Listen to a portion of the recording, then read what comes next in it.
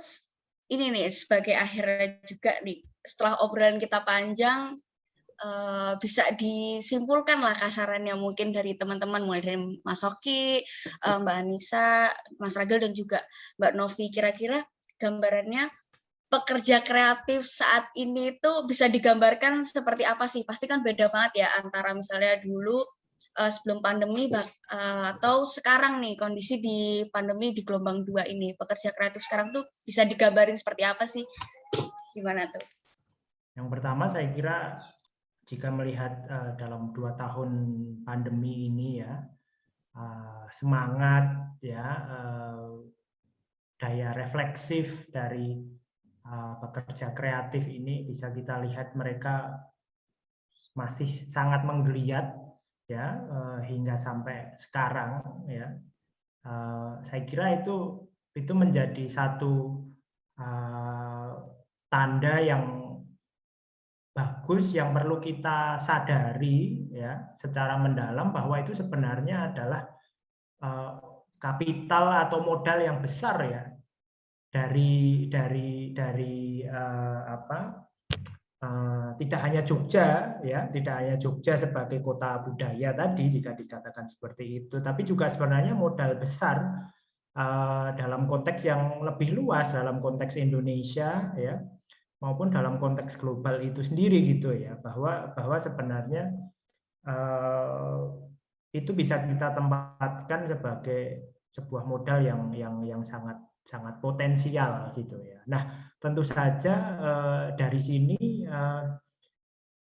bisa kita tarik lagi bahwa modal yang besar ini juga jangan hanya dibiarkan sebagai modal saja gitu ya, tapi bagaimana kemudian modal yang besar dalam tanda kutip ya, dalam berbagai dimensi ini juga bisa kemudian didukung ya, disupport, menjadi penting gitu ya, menjadi penting saya kira untuk modal tadi dikembangkan lebih lanjut dalam tindakan-tindakan kolaboratif ini. Nah, kalau misalnya dari Mbak Anissa Beta gimana nih Mbak, menggambarkan kerja kreatif saat ini?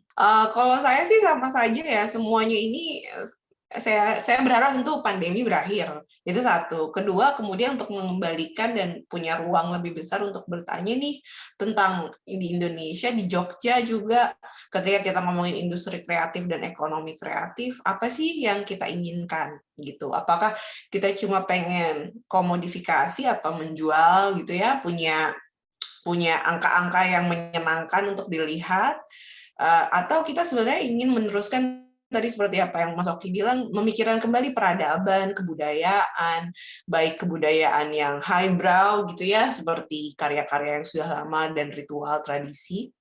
Juga apakah kita mau memikirkan kembali kebudayaan sehari-hari, kemudian ekstensi dari berbagai bentuk hasil kreativitas anak muda Indonesia, karena Yogyakarta sangat kosmopolitan gitu ya. Jadi kalau saya sih inginnya seperti itu gitu, sedikit menambahkan dari apa yang sudah diucapkan sebelumnya. Makasih Mbak Anissa. Selanjutnya nih dari Mas Ragil, gimana nih Mas? Oke, thank you Magda.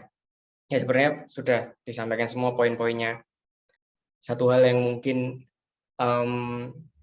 jadi garis bawahi itu adalah ketika citra teman-teman pekerja kreatif hari ini itu sudah sangat trendy, terus non hierarkis, egaliter, lalu teman-teman ini visioner dan segala macamnya, tapi di balik itu cerita-cerita di mana mereka berjuang, ketidakpastian, kerentanan itu yang nggak banyak muncul, sehingga teman-teman muda yang aku ingin menjadi pekerja kreatif ke depan dengan kantor yang nanti ada bin bag-nya, dengan kantor yang bisa bikin kopi sendiri, jam kerja yang fleksibel, tapi cerita-cerita di baliknya itu tidak menjadi cerita yang kita dengar sehari-hari.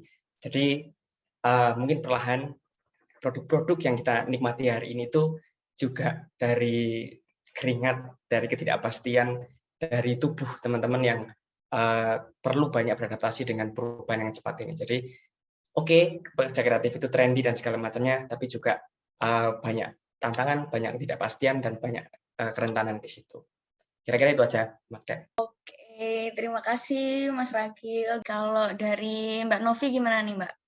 Oke, jadi saya kira menarik ya. Tadi kita sudah diskusikan bahwa pandemi ini kemudian membawa tantangan ya, dan tentu saja nggak cuma tantangan tapi strategi bagaimana kemudian survive, karena kita juga belum tahu pandemi kapan berakhir, tapi kita tahu bahwa ada fase-fase yang selalu berubah ya yang terjadi di Indonesia maupun di Jogja. Bagaimana bisa survive dalam up and down pandemi ini tentu saja juga dipengaruhi oleh local wisdom kita ya. Jadi ke rasa tentang menjadi Jogja, menjadi bagian dari Jogja. Dan yang menarik tentu saja masing-masing gitu ya, pekerja kreatif gitu ya, baik di sektornya sendiri maupun bekerja sama dengan sektor lain dan tentu saja dengan pemangku kepentingan yang lain ya, pemerintah atau funding atau organisasi budaya dan yang lainnya gitu.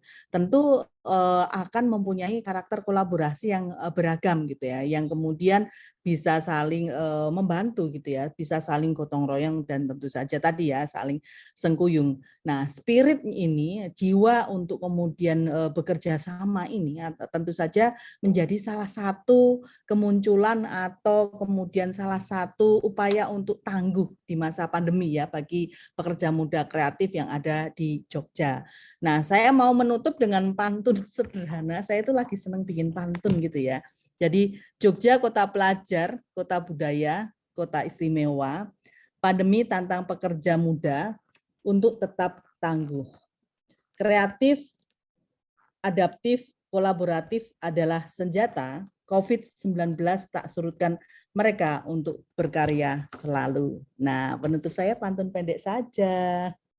Wah, mantap banget pantunnya Mbak Novi. Nah, ini pantun Mbak Novi ini sekalian menutup obrolan kita hari ini ya.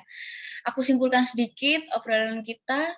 Nah, kita sepakat bahwa pekerja kreatif di masa pandemi ini terimbas dampak dari pandemi COVID-19. Kegagapan dan syok pun menjadi salah satu respon awal yang dialami oleh pekerja kreatif muda di masa pandemi. Namun, selayaknya nature dari pekerja kreatif yaitu kolaborasi di tengah ketidakpastian, bahkan jauh dari sebelum masa pandemi, menjadi salah satu bentuk antisipasi yang dipilih oleh pekerja kreatif saat ini. Selain itu, digitalisasi pun juga menjadi bentuk adaptasi dan inovasi dari pekerja kreatif. Tapi perlu dipertimbangkan kembali nih tentang tujuan penggunaan digital tadi. Perlu adanya kemampuan dan literasi digital yang mumpuni oleh pekerja kreatif kita khususnya di masa pandemi. Narasi-narasi inovasi dan perjuangan pekerja kreatif selama ini terus diangkat-angkat nih. Kita sering banget kan lihat kayak, wah pekerja kreatif nih trendy banget gitu. Tapi kita juga perlu lihat bahwa pekerja kreatif juga mengalami proses kelindan nih, banyak kebingungan dan perjuangan jatuh bangunnya nih untuk bertahan di masa ketidakpastian atas adanya pandemi COVID-19 yang jarang banget kita dengar sih kayak jatuh bangunnya. Mungkin cukup bincang-bincang kita hari ini. Terima kasih untuk para narasumber yang sudah mau sharing nih ke Sobat Muda tentang bagaimana kabar dan nasib para pekerja kreatif muda kita di Indonesia. Sekali lagi aku ucapkan selamat Hari Sumpah Muda. Sampai jumpa lagi Sobat Muda.